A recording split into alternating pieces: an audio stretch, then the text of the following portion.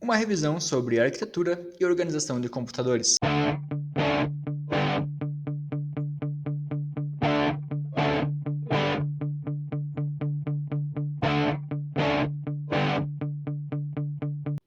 Qual foi o impacto dos circuitos integrados na evolução dos computadores? Pessoal, o principal impacto foi a miniaturização dos componentes, aumentando drasticamente a densidade entre os transistores, o que, consequentemente, também melhora a eficiência e o desempenho do computador.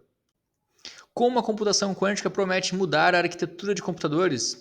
Na computação quântica, nós temos uma revolução onde nós possibilitamos o processamento paralelo e também em grande escala para resolver principalmente problemas mais complexos de forma mais eficiente. Na computação quântica, o binário tradicional, né, nosso sistema binário tradicional, ele não é mais usado, porque nós temos os qubits, que são unidades básicas da informação quântica, que operam com estado de superposição. E eles permitem que múltiplos estados sejam representados simultaneamente, ao mesmo tempo, e não apenas 0 ou 1, como é o sistema binário tradicional. A hierarquia de memória resolve o problema de diferença de velocidade entre CPU e memória? Sim, pessoal, principalmente porque ela permite que você tenha no topo da hierarquia, né, os dispositivos mais rápidos que conseguem carregar menos dados, mas eles são mais rápidos, então eles vão estar mais próximos do CPU e vão poder entregar esses dados um pouco mais rápido. Os exemplos são os próprios registradores que estão dentro da CPU, a memória cache, que pode estar dentro ou fora, dependendo do nível da cache que nós estamos falando, a memória principal, e depois nós vamos, né, descendo na nossa pirâmide até chegar lá no armazenamento secundário e terciário, que são os mais lentos, mas tem muito mais informação, né? Então eles também são importantes. Quais são os componentes principais de uma CPU? Pessoal, eu espero que vocês citem 3 componentes. É a unidade de controle, o C, a unidade de lógica e aritmética, né, que em português fica ULA ou em inglês fica ALU. Temos também os registradores. Eles são igualmente importantes porque eles são a memória que a CPU tem, né? Enquanto ela está processando, ela pode deixar os dados pertinho dela para recuperar rapidamente. Então, os registradores são o terceiro componente principal de uma CPU. Como funciona o ciclo BDE? E não estamos falando de anabolizantes. O ciclo BDE é o ciclo busca, decodifica, execução. Às vezes é chamado de busca-execução. Ele envolve, então, buscar uma instrução na memória, decodificar essa instrução, executar a operação e armazenar o resultado. Esse é o ciclo BDE. Discuta o conceito de pipeline em uma CPU e como ele melhora o desempenho.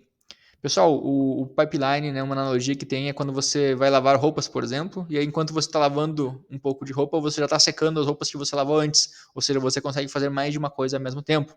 Isso, naquela pergunta anterior, né, do ciclo BDE, é basicamente o que acontece. O pipeline é um método onde várias instruções são sobrepostas em diferentes estágios de execução. Uma está sendo buscada, outra decodificada, outra executando. Então isso, né, que é o nosso pipeline, ele aumenta a velocidade de processamento da CPU, ao permitir que novas instruções sejam iniciadas antes que as anteriores tenham sido completadas.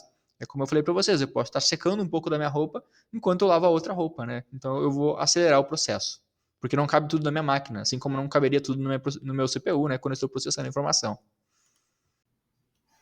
Como está organizada a pirâmide de memórias? O mais importante é que vocês saibam que no topo nós temos os registradores, que são aquelas memórias pequenininhas que estão dentro da CPU.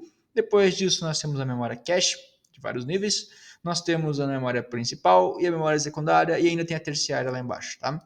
Quanto mais no topo, mais próxima do processador, mais caro é o material usado, né? Então a memória é mais cara e mais rápida essa memória vai ser.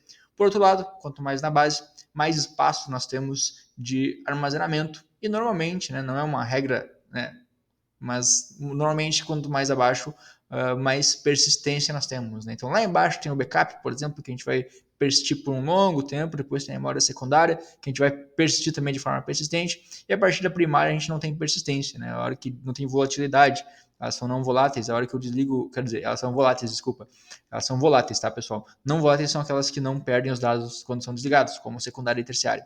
As superiores, né, do nosso nível, são geralmente voláteis e elas perdem a sua informação quando são desenergizadas, né, quando o computador é desligado. Cite 3 dispositivos de entrada e saída não tradicionais. Eu não quero que vocês escrevam aqui teclado, mouse, isso aí já está batido, né, pessoal? O ciclo, né? Eu estou no ciclo ainda. Os dispositivos de entrada e saída não tradicionais são aqueles que são usados para aplicações futurísticas, né? Que já são, na verdade, do presente de hoje, como óculos de realidade virtual, os óculos VRs, sensores, né, em geral, ou o eye tracker, que é aquele mouse que você pode mexer com o olho, né? Qual foi o primeiro dispositivo de entrada criado e para qual máquina ele foi desenvolvido? Pessoal, agora sim você pode falar do teclado, porque foi ele, né? O mouse foi surgir somente depois, mais tarde, né? O teclado foi o primeiro dispositivo, né? Uma curiosidade é que ele foi criado, na verdade, não para um computador convencional, mas para uma máquina de escrever telegráfica no século XIX, permitindo a entrada de texto para comunicação telegráfica, tá? Então é por isso, né? Foi daí que surgiu o teclado que a gente usa nos computadores também até hoje em dia. Como pronunciar Ada Lovelace? Não, mentira. Como Ada Lovelace contribuiu para a computação? Pessoal, ela é conhecida por escrever o primeiro algoritmo destinado a ser processado por uma máquina, o que torna ela, né, historicamente conhecida como a primeira, ou uma das primeiras, pelo menos, né, programadoras da história. O que caracteriza um supercomputador em comparação a computadores convencionais? O próprio nome já diz, né, pessoal? Ele é super, ele pode ter uma capacidade muito maior do que os computadores normais, convencionais, né? Ele pode processar cálculos mais complexos, ele pode servir para fazer experimentos científicos, porque ele tem uma capacidade muito maior. Não é à toa que ele é chamado de supercomputador. Cite 3 circuitos lógicos usados pelos computadores para realizar operações lógicas. Pessoal, tem uns quantos que você pode citar aqui, né? Mas os 3 principais talvez sejam o AND, o OR e o NOT. Tem também o XOR, que é o exclusivo, né? Tem uma série de exemplos que vocês podem citar aqui, mas esses 3 aí já servem. Quantos bytes tem seu nome? Essa eu não sei. Eu sei que o meu tem 6, né? Silvio tem 6 bytes, cada letra é um byte. E quantos bits tem? Você pode simplesmente multiplicar, né? Cada byte por 8. Então, se você fizer 6 vezes 8, né, no meu caso são 48, se eu não estou tão ruim de matemática ainda, e nós temos então 48 bits no nome Silvio. Qual é o procedimento correto para converter números decimais, como 156, para o binário? Basicamente, pessoal, vocês têm que dividir por 2 e continuar dividindo por 2 para sempre, até que vocês não consigam mais dividir por 2, e depois pegar de trás para frente todos os restos, que vão ser sempre zeros ou 1. Automaticamente você vai ter o número em binário que representa aquele decimal que você usou para fazer a divisão. Qual a importância de entender sistemas de numeração, como binário e hexadecimal, na computação? Pessoal, entender esses sistemas são basicamente importantes para a computação de baixo nível, tá? Quando vocês vão programar em baixo nível, vocês vão fazer depurações para vocês compreender, né, operações em mais baixo nível de computadores. Isso é importante. Quais são as principais diferenças entre os padrões de codificação ASCII e Unicode em termos de capacidade? Sim, de forma bem resumida, pessoal, o Unicode ele pode representar muito mais caracteres, tá? O ASCII, dependendo da sua versão, ele pode ter ali 128, 256 caracteres, mas o Unicode ele consegue ter uma gama muito maior, né? Ele permite, inclusive, a globalização, porque ele pode representar caracteres do mundo inteiro, de diferentes idiomas, por exemplo. Então, o Unicode ele tem muito mais capacidade, tá? Qual foi a contribuição de Alan Turing para a computação? Pessoal, basicamente ele criou a máquina de Turing, que é a base teórica, né, para os computadores modernos que se utiliza até hoje. Como o sistema binário representa o número decimal 255? Pessoal, vocês já sabem nessas alturas, né, que o bit pode estar 0 ou 1. Vocês sabem também que um byte tem 8 bits. E se vocês fizerem a conta, né, de quantos números eu consigo, quantas combinações diferentes eu tenho, né, do zero, né, do meu byte representado todo com 0000 e ele representado todo com 1111, né, se eu tiver 8 vezes o número 1, que é o que cabe num bit, vocês vão ver que tem 256 posições. Como a primeira é zero, né, no mundo decimal, né, nós vamos também começar do zero, a última vai ser 256 menos 1, que é 255.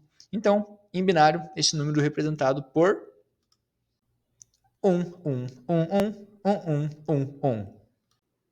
Como o sistema hexadecimal representa o número binário 1111? Para responder essa, eu vou usar uma tabelinha para ficar um pouco mais fácil para vocês.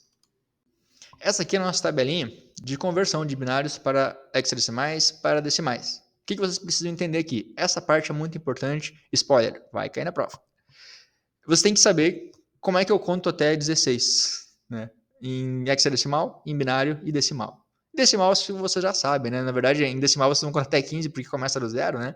Então, as 16 primeiras posições, começando do zero, né? Nas três, tanto binário decimal quanto hexadecimal, vocês vão começar do zero. Então, como é que é zero em hexadecimal? É zero. Em decimal, também é zero. Em binário, 0, 0, 0, 0. Percebam que do 0 ao 9 é igual, né? O sistema decimal e o hexadecimal são iguais. Já daí para frente, né? Como eu não posso usar dois dígitos, né? Ah, cheguei no 9, o próximo seria o 10, mas eu estaria repetindo dígitos, né? Eu tenho 2. Então, o que eu vou fazer? Eu vou começar a usar letrinhas. É isso que o hexadecimal faz. A, B, C, D, E, F. Paramos no F, porque F é o nosso máximo, né, é nosso número máximo que nós conseguimos representar com um único caractere, porque nós estamos falando de hexadecimal. Né? Olha só, hexa 6, decimal 10, 16. Né? Então, 16, temos 16 posições, do 0 ao 9, A, B, C, D, E, F. E deu. Eu já ia falar G, não tem G. F, paramos no F. O que isso significa no binário? Pessoal, para você converter o binário, né, para decimal, vocês podem fazer. Tem várias maneiras, né? Mas uma das maneiras é você começar sabendo que o 0 em decimal é 0000 em binário. E aí depois, para você subir, né? Lembra aquela máquina no Manual do Mundo que nós vimos, que vai girando, né, os bits da direita para a esquerda? Nós vamos girar o primeiro bit, temos o número 1. Se nós tentar girar o próximo bit, né, como já está no 1, ele vai voltar para o 0, mas ele vai girar o segundo bit junto, que vai ser o 10. Se nós girarmos novamente, vai ficar 11. Se nós tentarmos girar de novo 11, ele vai girar o terceiro bit, porque não tem, né? Depois do 11, seria o 12. 12 não tem em binário. Então, o que ele vai precisar? De mais um dígito, que é o 100. Ah, 100 mais um, consigo, é o 101. Mais um, eu não conseguiria, então vai para o 110. E assim por diante, né? Lembra daquele vídeo do Manual do Mundo, se precisar, assistem ele de novo. E vocês vão ver que quando vocês chegarem no 16, né? Que na verdade, começando do 0 é o 15, né? A 16ª posição, que é o nosso número 15, é o 11, 11. Tá? E se nós quisermos transformar isso para hexadecimal, simplesmente se olhamos a nossa tabelinha, né, que na 16ª posição também nós temos a letra F. Então a resposta para a pergunta anterior é que isso é a letra F. Né? 11, 11 se representa F, né, de binário para decimal. E para finalizar, já que a explicação anterior foi um pouco longa, essa aqui dá para responder com uma palavra. Né? Qual é o estrutura de dados essencial para representar informações hierárquicas, como a estrutura de um sistema de arquivos? Pessoal, é a estrutura de árvore. A árvore tem total a ver com hierarquias. Pense numa árvore lá fora, né? Você não tem lá a raiz. Depois da raiz, você não vai tendo, né, ramos, ramificações, galhos, tronco, enfim, até chegar nas folhas. Então isso é uma hierarquia. Você vai de uma raiz, você pode chegar em várias folhas diferentes. Se você pensar na computação, se você tem uma pasta, né, uma pasta na raiz do seu diretório, essa pasta pode ter várias pastinhas dentro, que pode ter várias pastinhas, e lá no final você vai achar arquivos, tá? A pasta que estava lá em cima, a primeira que você abriu, a gente chama de raiz no sistema de árvore.